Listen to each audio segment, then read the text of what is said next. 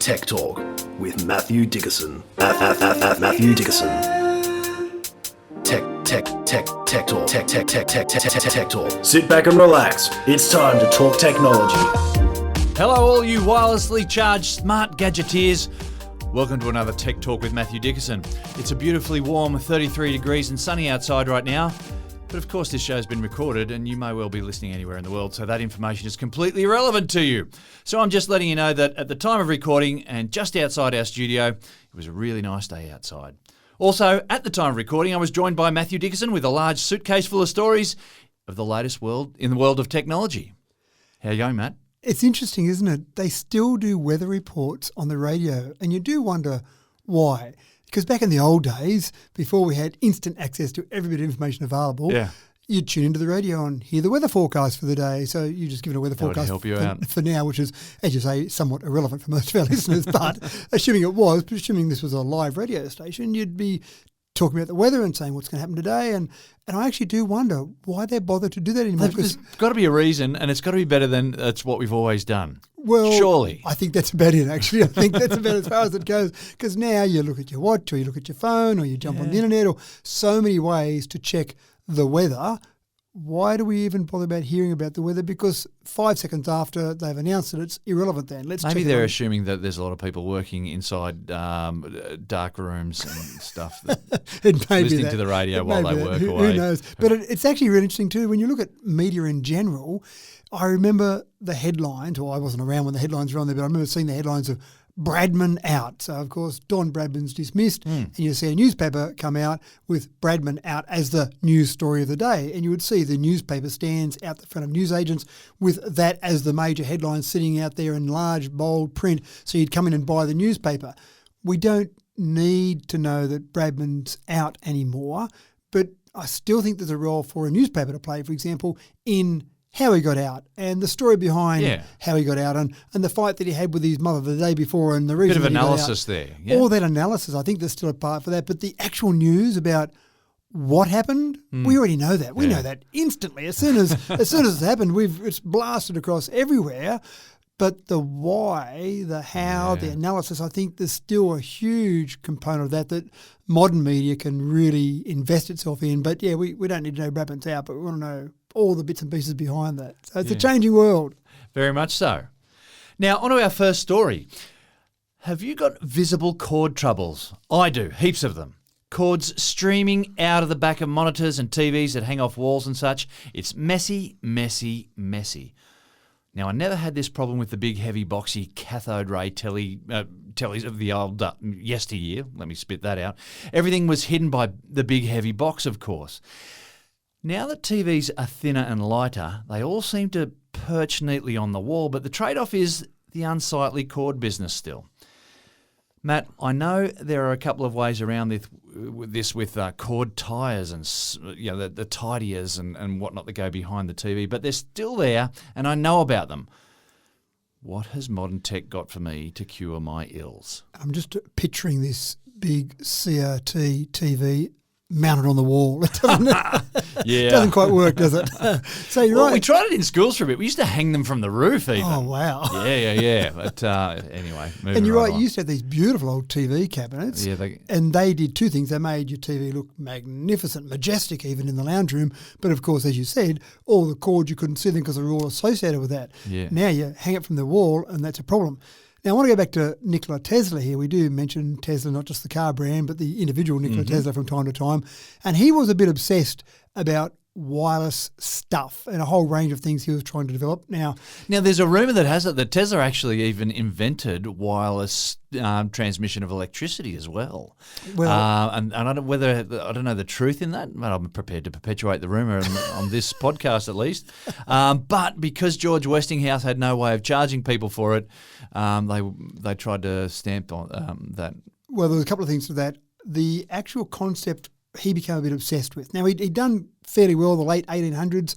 He'd had the big AC-DC war with Thomas Edison, of course, where they demonstrated with the execution of a horse about the elephant. The elephant was it? I thought it was a horse. No, Topsy the elephant. Yeah, Right, yeah. okay. You can Talking actually about watch it on YouTube if you're that macabre. Right, But they're anyway. talking about the dangers of power and all the rest of it. So, of course, Edison was pushing DC, Nikola was pushing AC, and there were places for both. Yeah, it was obviously. Westinghouse who was the businessman, and Tesla Yeah. was just the guy who was advancing the science. Correct, that's right. So he needed a backer, and obviously, well, he did work for Edison at one stage. Yeah. And then when I think Edison said, I'm not going to pay you for that little thing because you're not doing what I told you to do, he spat the dummy and off he went and then became a major competitor. But with all those things, I mean, the induction motor was one of Tesla's. So Yep. they talk about the induction motor as one of the 10 greatest inventions of all time. That's pretty impressive. So lots of things he did, but when he was very well known and known to be very clever and a great inventor, he became a bit obsessed with that whole concept about wireless power, as you suggest. He had this idea that you can have this global electricity supply using the earth and also using towers, maybe even suspended balloons. And the concept worked theoretically, but the amount of power you needed to put in because you're losing that energy effectively 3D. So Yeah, you're right. putting a huge amount of power in to then send it out in every direction, and a little receiver sitting over here somewhere might just pick up a little tiny bit of all that power you're producing. So apart from the charging scenario, I don't know about the charging scenario. I haven't actually had any good data around whether Westinghouse said, I can't charge people for it, so why am I going to do it? But I think more, you mean I've got to produce that many megawatts to be able to get to a little tiny light bulb over there? Not sure that's the best idea. But wireless in general, Tesla was a big fan of. So he wanted to really go forward with that. Now, he was ahead of his time in so many ways, but if he was around now, he'd be so excited because we as a society have become a bit obsessed with wireless as well. Not necessarily wireless power, although we've got a couple of stories that might touch on that today, but really in terms of just wireless everything. Take the landline. In America, for example, in 2008, you had an 80% penetration of physical landlines in homes in the US. I'm surprised it was only 80%. I would have thought it would have been more like 99.9%, but at least 80% of people in America had a landline in their home. Fast forward to 2022, that's down to 28%. Not that we don't use telephones now, but we've all got a mobile phone. It's wireless. So we've got so many things that are wireless. And this here is the latest solution to a first world problem. We've got a TV, we're hanging on the wall, and as you said, look at those cables, they're ugly. What am I going to do with them? Sure, you might put a hole in your wall and drop those cables down and then pull them out the bottom of the wall and take them somewhere.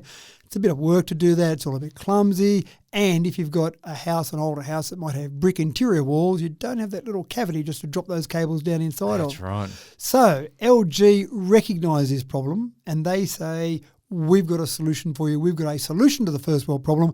Happy days for all you people out there that have had this really gnawing away at you and the frustration of those cables. They've now got a TV or a series of TVs with the Zero Connect TV box. And it's a bit of marketing in there. It's not quite Zero Connect. Not quite zero, is it? No, that's right. It's minimal connect maybe, but Right. zero's a pretty definitive sum of nothing. You would think it is, but they've tried to make it a bit ambiguous, haven't they? They have a little bit. So what you do with the Zero Connect TV is you have a Zero Connect box. You sit that box somewhere in the room. Put it in a TV cabinet below the TV, put it out in the middle of the lounge room, put it in a cupboard next door, wherever you want, within 10 metres of your TV. And that's what you plug everything into. So your streaming boxes, your pay TV boxes, any USB devices, etc., you plug all those things into your Zero Connect TV box.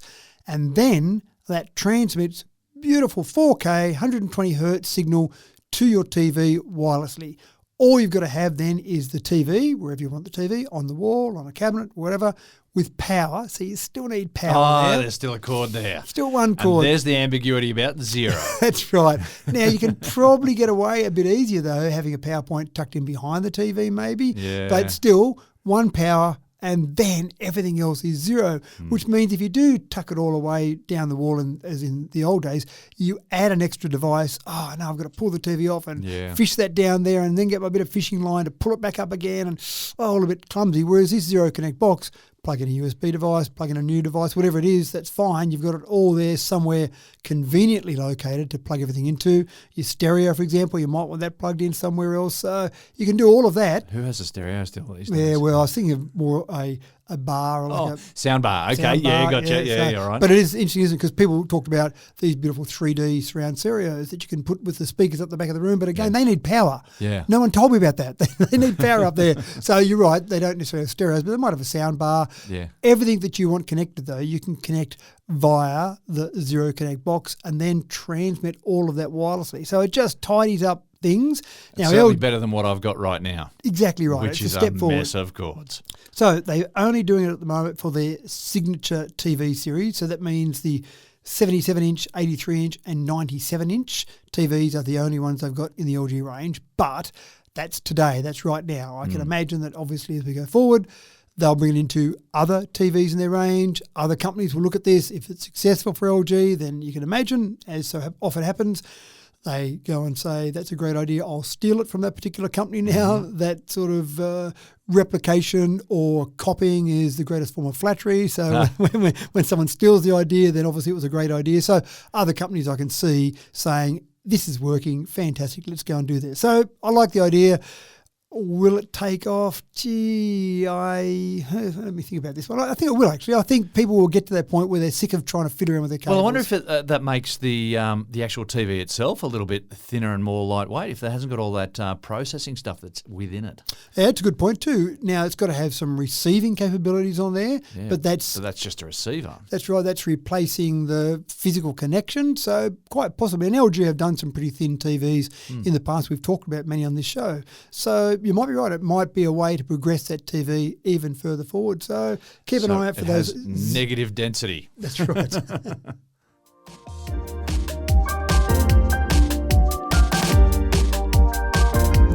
Well, having a single power cord is a big change, make no mistake. But it's still a cord though, and I know it's there. Now we're getting close, however.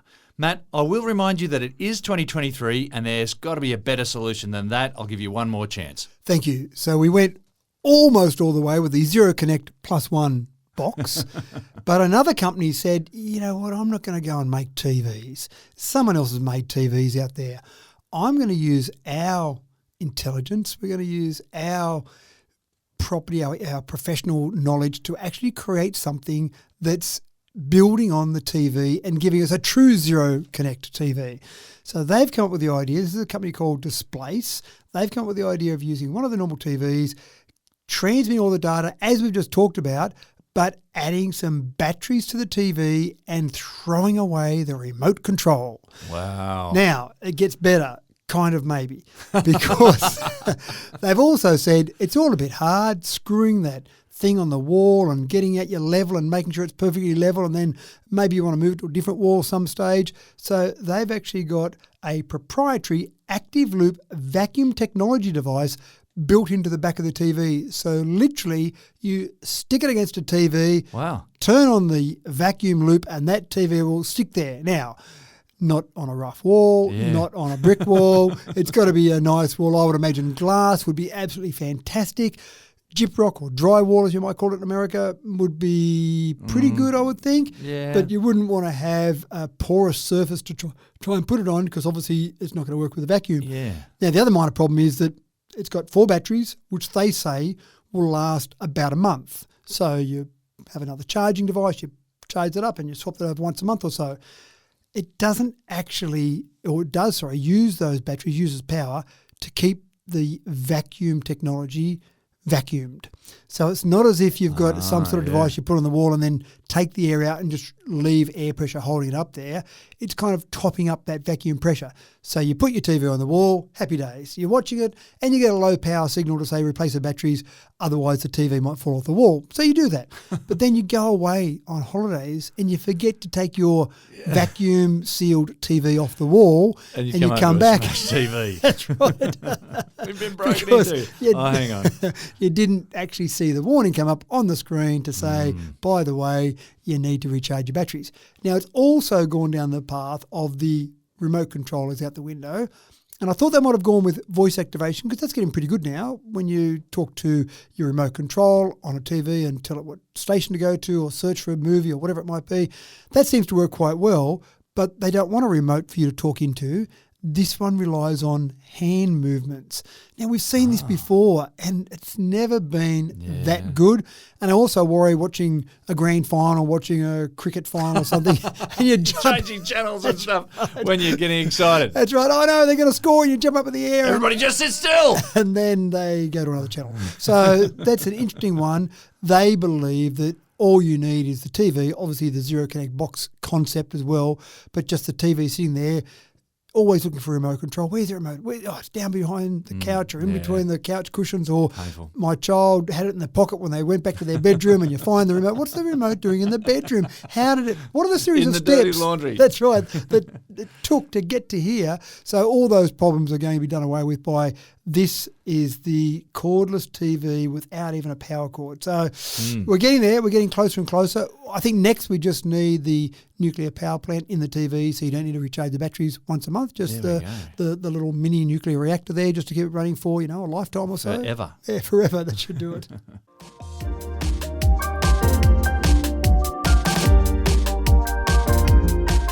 Now, here's a story for the security conscious. Smart locks have been around for a little while now, and smart deadbolts are nothing new.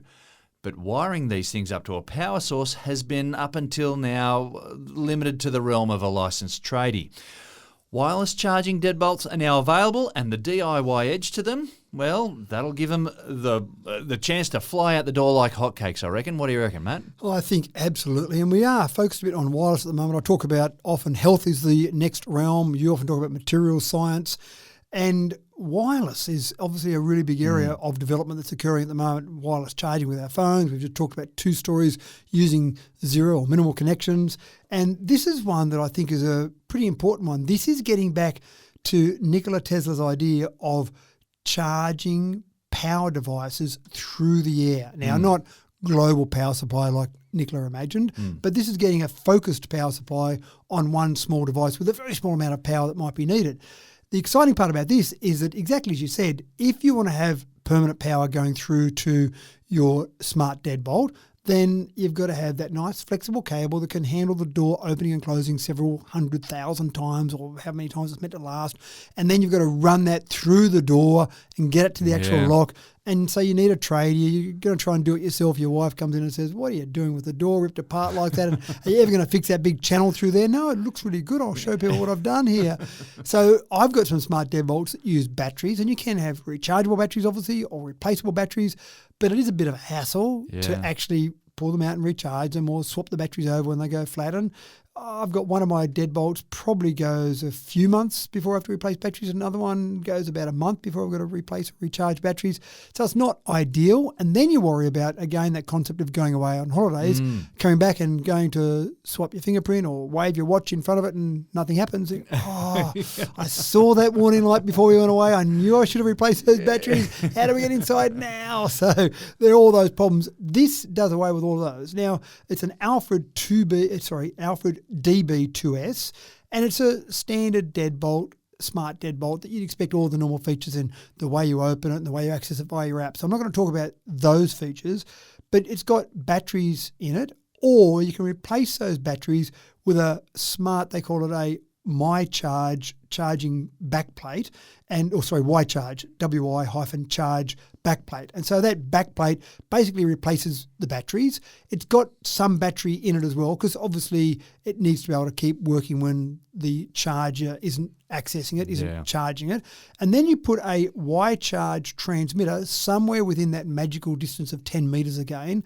And what that will do is that just transmits a very low power signal out into the air, and this receiver picks up enough with enough strength to just keep those batteries topped up. I think that's amazing. It is, isn't it? Incredible. Now, as you can imagine, they're not going to use much power. Yeah. The smart lock is sitting there most of the time doing not very much.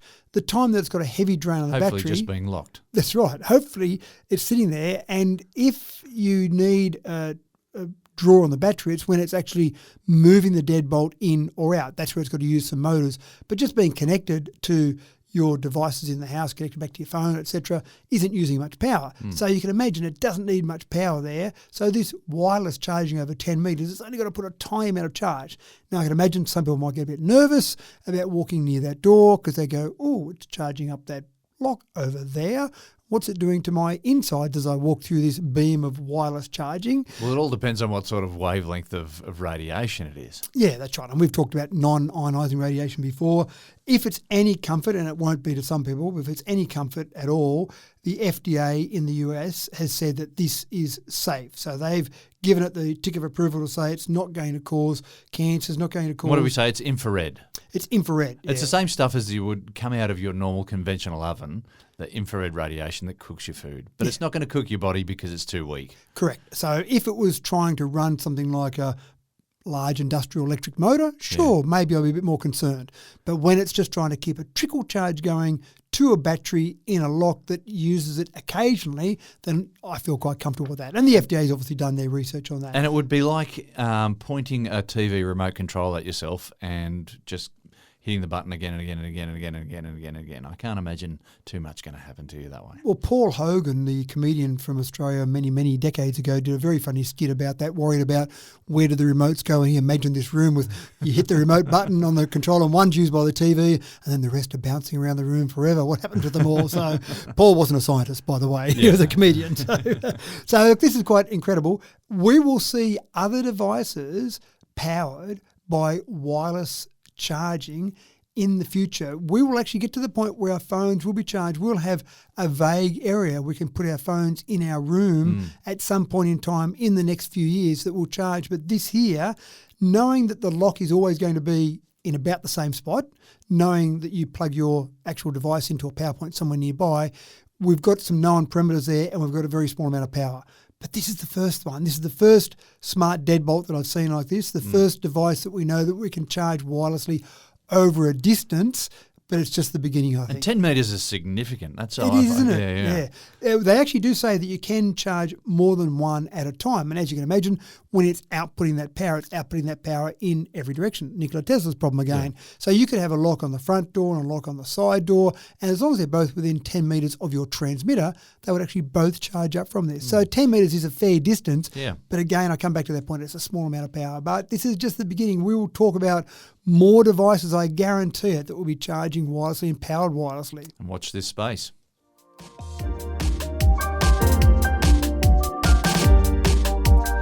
Electronic infrastructure is something that we tend to take for granted in 2023. But when I moved house last year, I hadn't really thought about the implications of going from a house with optic fibre to the premises to a home with merely fixed Wi-Fi for its internet feed. It made for some very urgent conversations from a very desperate adolescent with a suddenly redundant Xbox, let me tell you. Well, in England, legislation has just been passed that all new homes must be fitted with a gigabit internet fitting as standard. And Matt, my son, is checking out the UK real estate pages as we speak. I'm concerned, James. A rookie error, if ever I've seen a rookie error. Moving house without checking internet is the first thing you do. Well, look, I knew what sort of internet we were moving into with a fixed Wi-Fi, and I thought, yeah, that'll be fine. No, I hadn't done my research. Indeed. And I did actually talk about this many years ago when we were just starting to get our rollout of the NBN.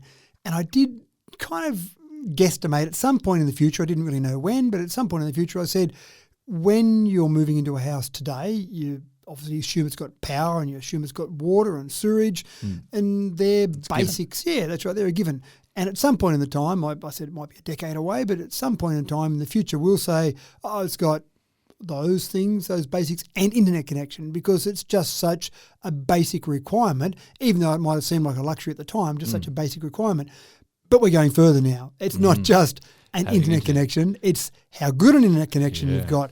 And this is one of the problems. Gigabit. Yeah, that's right. This is one of the problems that you've got here in Australia. We've got the haves and the have-nots, fibre to the premises, you mentioned there. You can get gigabit speeds on the fibre optic cable if you've got fibre to the node or fixed wireless like you mentioned. You don't get gigabit speeds. The UK has seen that this is important enough to actually amend the Building Regulations Code to say that from January 6th this year, every new home must be able to achieve gigabit internet connectivity. That is significant. I think that's huge. Now, I love the Department of Digital, Culture, Media and Sport made this announcement. It's an interesting combination of department or Eclectic. concepts. It is very, very indeed. So they do make one small concession.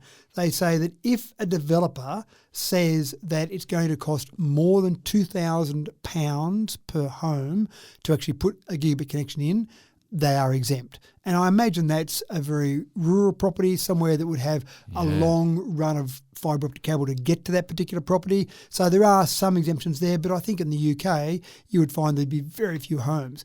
Now, I then started thinking about it and thought, well, that's interesting for all new homes.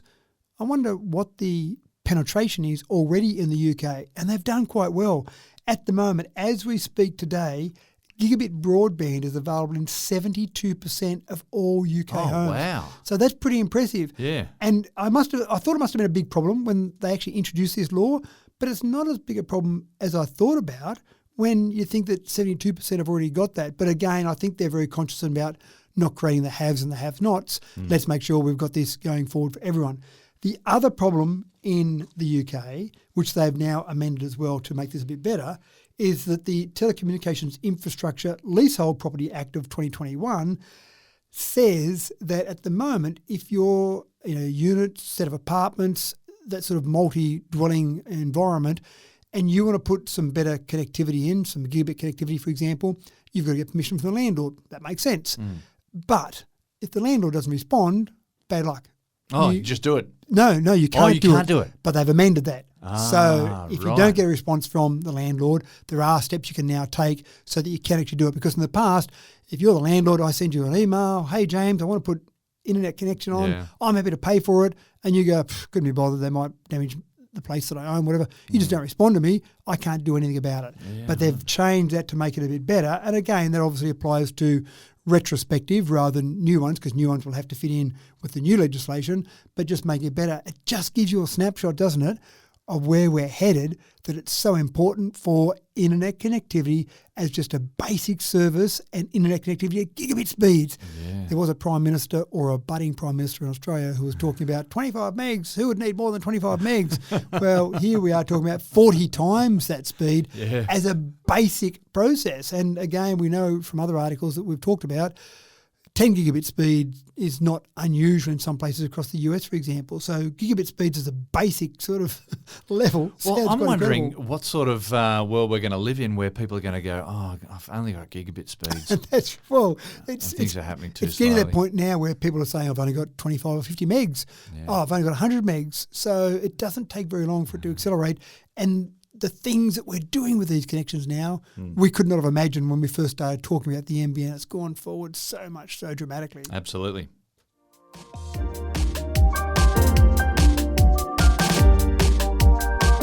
Android phone users are set to get an upgrade.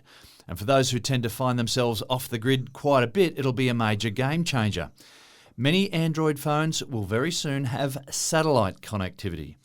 Matt, this is big news for folks in rural Australia. Big news for folks in rural areas across the world, actually. It's a partnership that's being created between Iridium, and you might remember Iridium, very exciting back in about 1997, where Iridium launched a range of satellites to give you satellite service. So you could be out in the middle of the desert in Australia and actually still get phone connection. Iridium, the company, didn't go so well going forward, but the concept was fantastic. So Iridium now has done a partnership arrangement between Qualcomm, the chip giant, who makes obviously chips for a range of mobile phones, and Iridium, so that not that you'll use this for everyday connectivity for making phone calls on, etc. You'll still buy a satellite phone to do that. This is designed to have, I'd probably call it emergency coverage, but just the ability to send and receive messages when you might be out of range of a mobile phone tower. Okay. Now, this is for Android phones in particular. You may remember that back when the iPhone 14 was launched in September 2022, that one of the big announcements was that iPhone would have this ability to be able to connect to a satellite in an emergency situation. The little asterisk next to that was in North America and Canada only.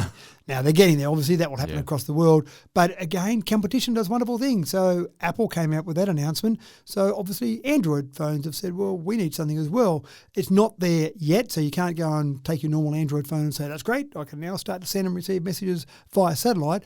But it will be in new models coming out and going forward. the higher end models, I would imagine mainly. It won't be the very cheap lower end spec models. It'll be the higher end models. But this is really exciting. And I just still find it fascinating that you've got a mobile phone that's built to connect to a tower that might be a few hundred metres away, a few kilometres away, and suddenly connecting to satellites. And these are low Earth orbit satellites, so we're not talking about geostationary satellites. Low Earth orbit can be 500, maybe 700 kilometres above the Earth. Yeah, even 200 kilometres. Yeah. Yeah, in that whole range there. So you're still going a bit further than 5 or 10 kilometres or 20 kilometres that you might go when you're talking about terrestrial satellites. You're going up a long way. So the fact that they can do that now, it's small amounts of data. We're talking about messages. So we're not talking about a voice call. A voice call is obviously a lot of data. We're not talking about internet connectivity. That's a lot of data as well. But we're talking about two-way communications. A GPS device doesn't need to be very clever to receive signals from a satellite. It's just a receiver. It doesn't have to transmit those signals back up to a satellite. But a phone that's sending and receiving messages has to receive them, but also has to get the message back up to the satellite. Yeah. And I think that's pretty impressive. I'm not sure if most of our listeners are impressed by that, but I'm certainly impressed by that. Keep in mind that this is obviously designed for outdoor usage. If you're inside, if you had a roof above your head, then no, you're not going to be able to see that satellite. But that's the same for any satellite phone. You need to be able to see that satellite. You need to be able to see the sky effectively. You don't have to spot the actual satellite as such, but you need to be able to see the sky for it to be able to get the signal back up to the satellite. But I just think this is quite incredible how we're progressing with this coverage. All these towers that we see being built, and lots of towers are being built around the place. The idea that internet connectivity to geostationary is okay is a bit flawed because you get that latency with these towers, with the satellites at 36,000 kilometres. But when we start talking about things like Starlink, things like Iridium, those low Earth orbits, we're going to see more and more coverage in this way. And guess what? It's wireless again. This is a Nikola Tesla show, I'm sure. Everything's about wireless these days.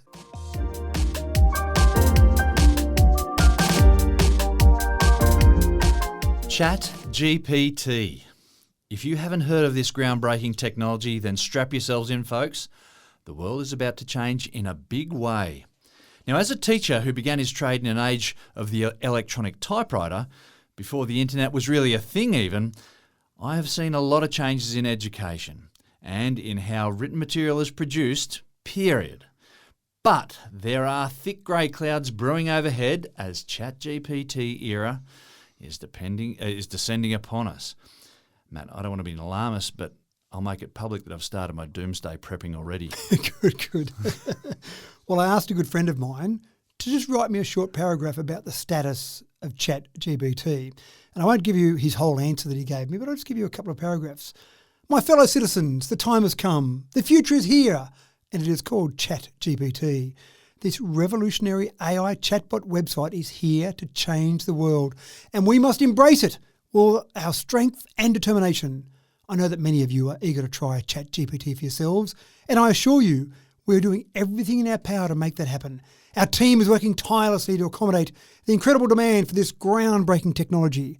And on it goes. Of course, my good friend there was ChatGPT. And it's pretty scary. You can ask a question of ChatGPT exactly like that, and you'll get something that sounds pretty impressive, even throwing in my fellow citizens to start the conversation.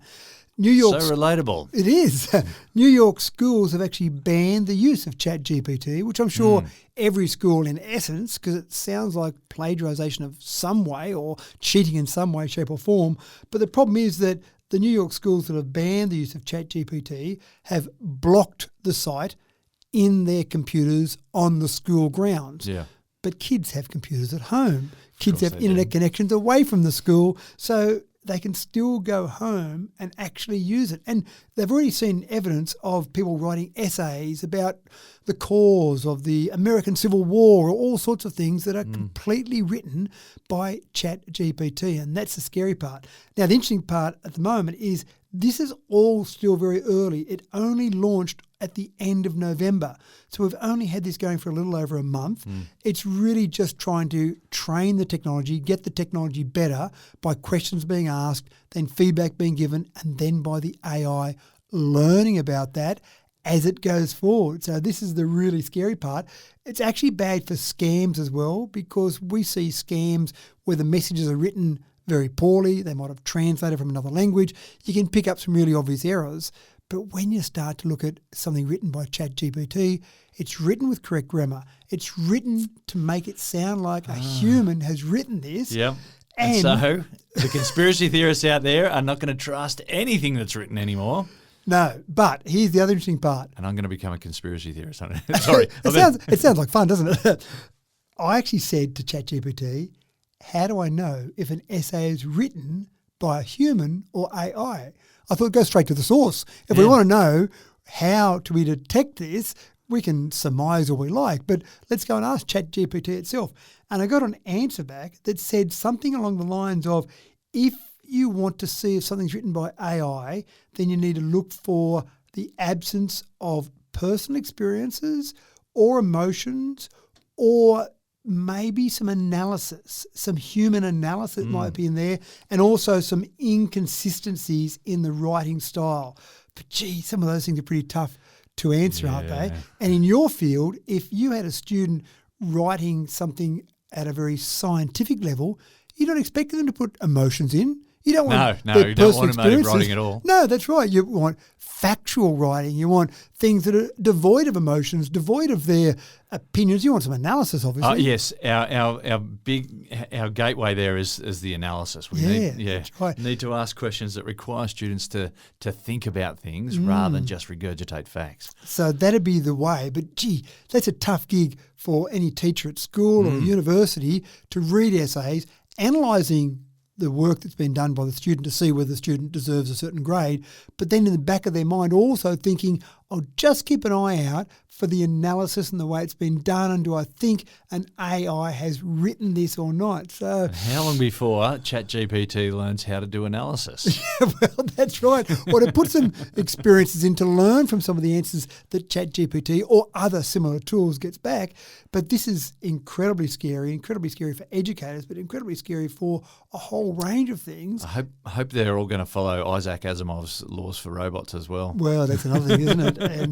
And again, just looking at a journalist and seeing the stories that a journo might write, and again, seeing how that analysis might be done for a journalistic story. And again, you'd expect a true journalist to remove emotions and personal stories from a story they're writing about the news, but are all those journos out there now thinking, do I have a job tomorrow? Is ChatGPT going to answer all these? So go and have a look at it. It's really exciting, quite amazing. But again, this is just one of so many, and these are available in the public domain. That's the incredible part. It's not some university researchers playing with it. This is in the public domain because they figure that the learning will happen much quicker if more people are using this technology. I was watching the news last night, actually, and there was an academic from one of the leading universities in the country, and she was saying we've got to learn how to embrace this and make it a tool that becomes useful for us. Well, I suppose that's right, isn't it? It's not about saying... But that's still daunting, I've got to It say. is. But it's probably a bit like standing at the ocean shore and putting your hand up and saying, I just want to stop the ocean coming in. I sort of stop the tides. Well, you're not going to do that. So how do you work with the tides? And in this case, maybe our fear is misplaced. Maybe we need to embrace and see how we can take advantage of this. Yep, it's too late. The ball is already rolling.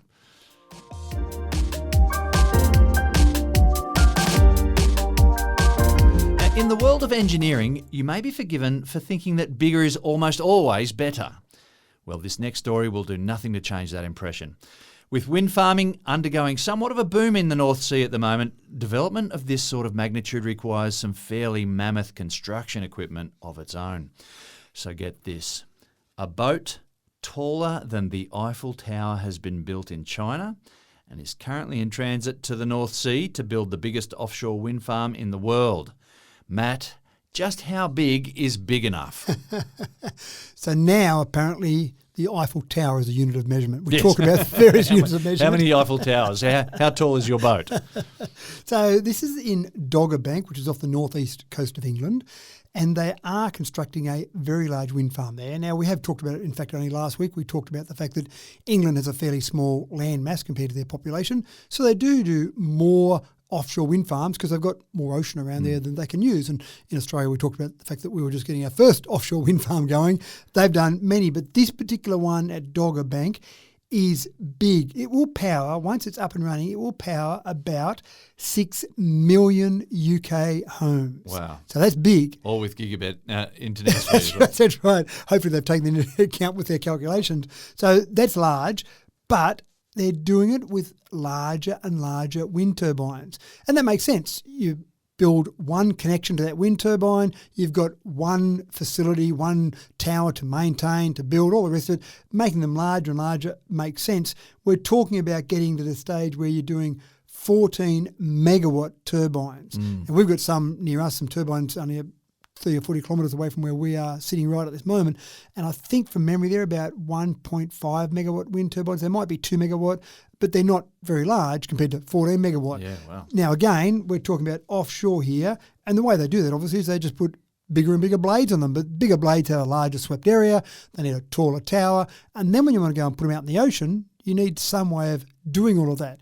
What you do is you build a ship to actually construct that. You build a dedicated ship to do all this construction. This particular one has got 130 metre long legs, and then they go down to the seafloor. Yeah, I had to look at this on the net, and folks, you do yourself a favour and Google this thing because it's amazing. So from the seafloor up to the top where they're actually doing it, it's basically a large crane, 336 metres from the base to the top. Yeah, wow. So that's big.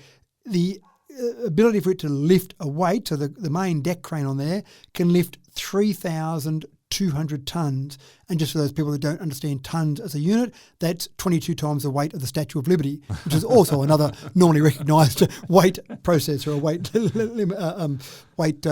unit. So effectively, you've got this huge ship. Now you think that's fairly specialised, and I understand for this one wind farm they might need that. Well, this ship is booked out for the next 3 years. So the projects that are lined up for this ship are already stretching out for the next 3 years. So you think maybe someone will build another ship. Well, no. There are 20 more ships of a similar physical size, either under construction or being converted as we speak because of the demand for wind turbines that we'll see out in various offshore implementations. Goodness me. So you are getting some very large wind turbines. This whole process for those 20 ships, they'll all be done and out there being used by the year 2025. So they're happening quickly. Ships aren't quick things to build. So this is all happening very quickly.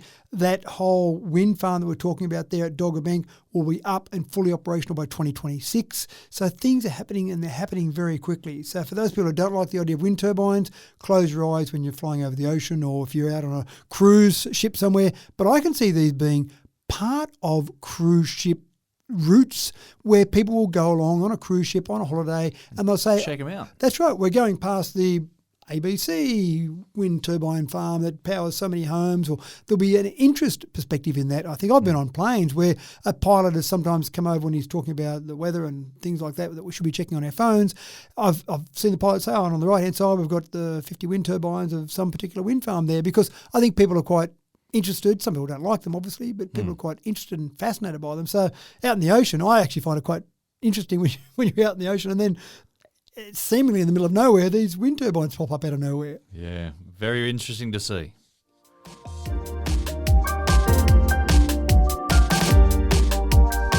Online shoppers are a key target for internet scams, and fashion chain Dotti has sent out alarm bells warning customers of fake websites that replicate their own sites so very closely.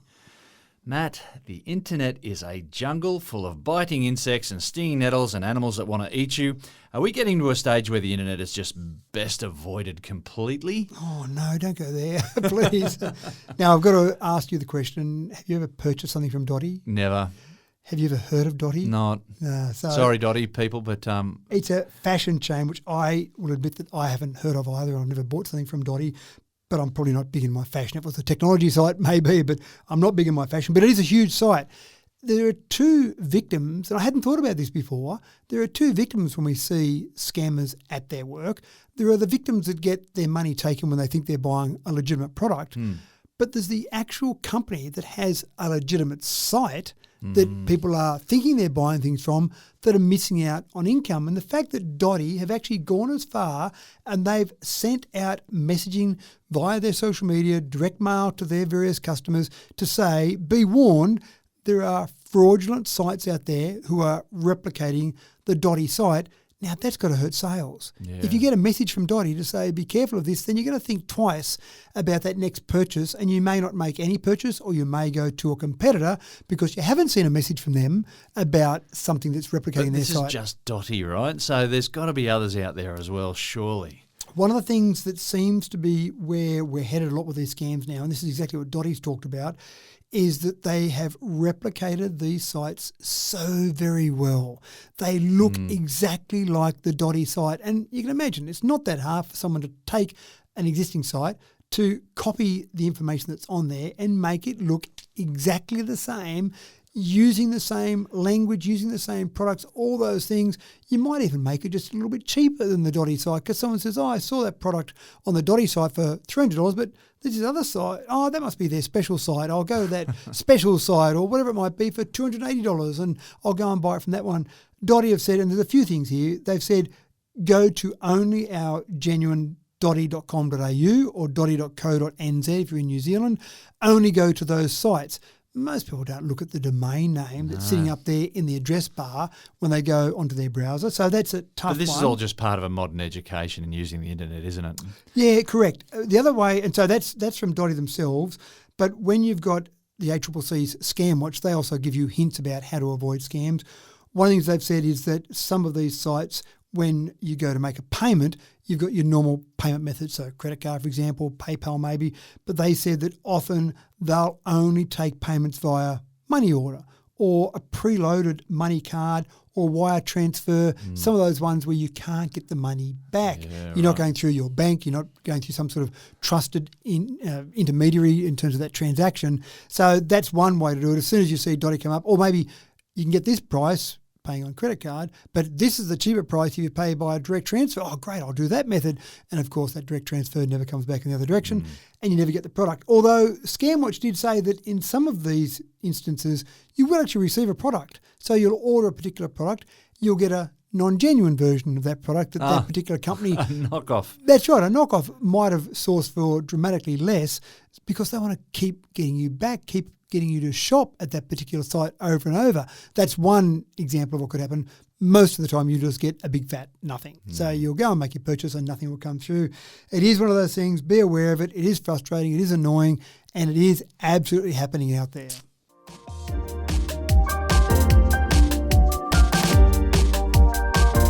Now, it's been a couple of days since Elon Musk has made a headline and he's gotten a bit fidgety and decided to drop another bombshell, and it's about his new toy, Twitter, again. Matt, forgive me, but is Twitter about to melt here? And if it does, is it going to create enormous seismic activity around the globe, do you think? I think it'll just create more activity on other social media outlets, and that's exactly the risk I see here. Now, way back when Twitter started, it was a maximum of 140 characters. Now, there was a logical reason for that. It was based around text messaging, which was, if you remember, back in the very old days, you had 160 character maximum for a text message. Twitter used that same technology, but it needed a bit of overhead, so it stole 20 characters for some other bits of data. So you had 140 characters. And what people liked about that, in particular, a lot of media outlets, a lot of journos liked that because you had a very limited space, which meant you had to get straight to the point. Short and sharp. Short and sharp, that's right. And that's what people loved about Twitter in the early days. Now, Jack Dorsey, the former CEO, made a huge announcement in 2017. Technology had moved way past that 160 character limit that we first had with text messages. You know yourself now, you get messages much longer than 160 characters. So the technology had moved on, but Twitter had stayed with that 140 character maximum for a long time. But in 2017, Jack Dorsey made the announcement that it was doubling the character limit to 280 characters. And that was a huge announcement. And many people said, oh no, it's the death of Twitter at that announcement. Obviously it wasn't, and we've continued on with Twitter. But Elon Musk said, 280? That's not a character limit. I'm going to increase the character limit to 4,000 characters. Now, many people in the Twitterverse are saying, well, how's Twitter different now? How is Twitter different to Facebook or to Instagram or to other social media sites? what's its unique selling proposition now? Why do I want to use Twitter if I've now got the same number of characters?